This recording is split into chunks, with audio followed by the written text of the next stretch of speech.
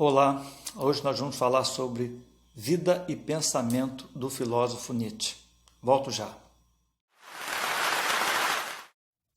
Bom dia, obrigado pela oportunidade que me dá, obrigado por poder compartilhar com você conhecimentos que transformam e nos trazem esperança.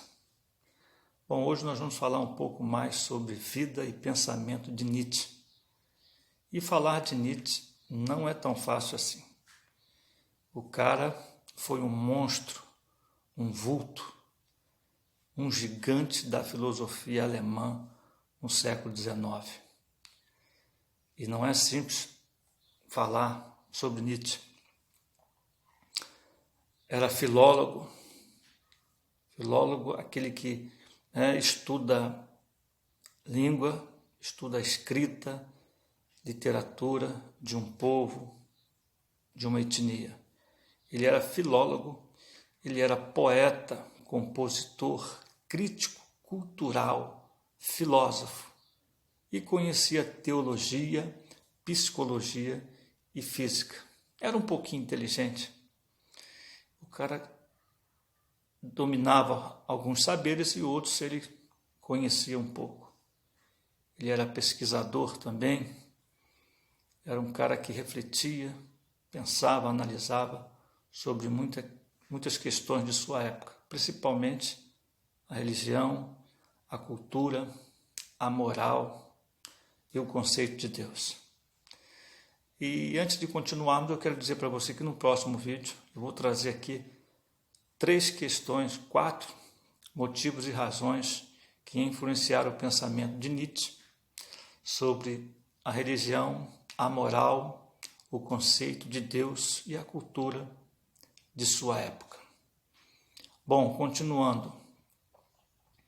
Nietzsche era um religioso por natureza e por formação. Ao mesmo tempo, era um demolidor de religiões. Nietzsche se auto-intitulava ateu por instinto.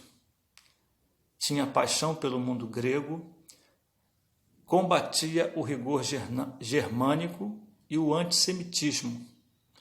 Era leitor de Bento Spinoza, um outro filósofo, admirava Voltaire e considerava como o último grande alemão Goethe, humanista como Voltaire.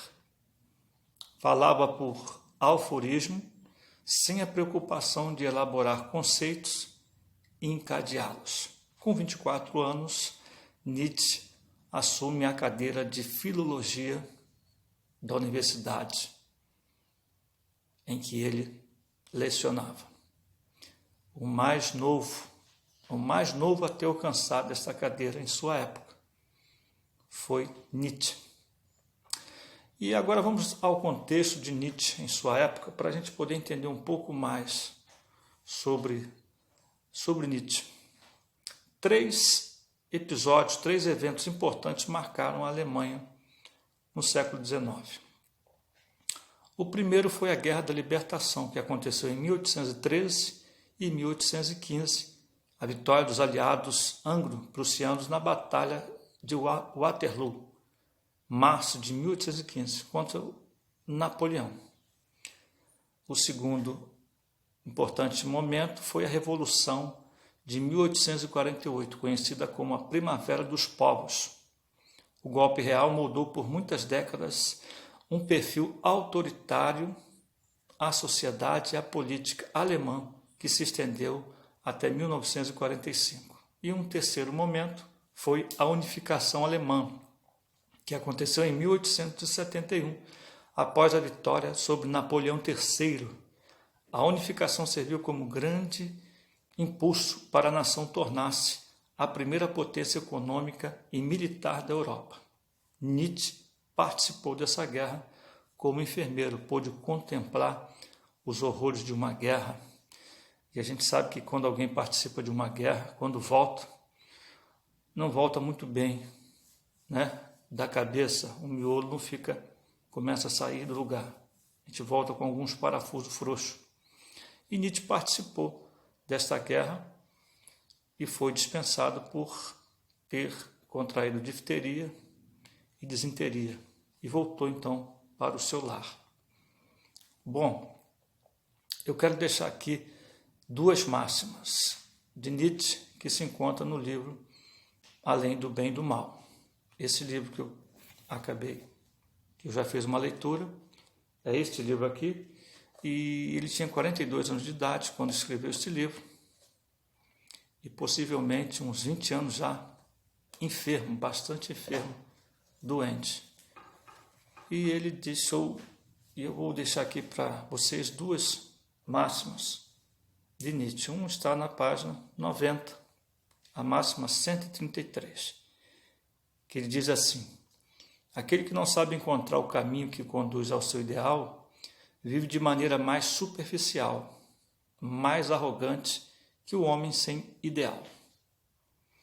Ou seja, você sabe qual é o seu ideal?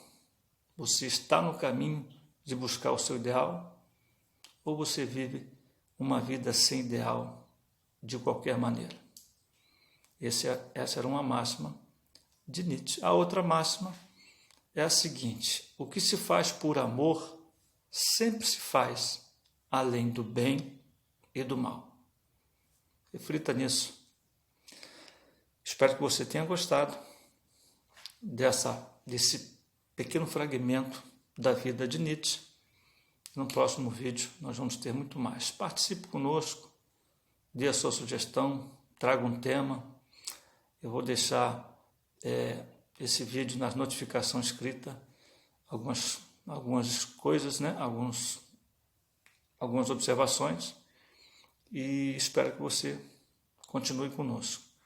Obrigado pela oportunidade mais uma vez. Eu me despeço aqui, que o seu dia seja um dia abençoado, um dia cheio de alegria e de notícias boas.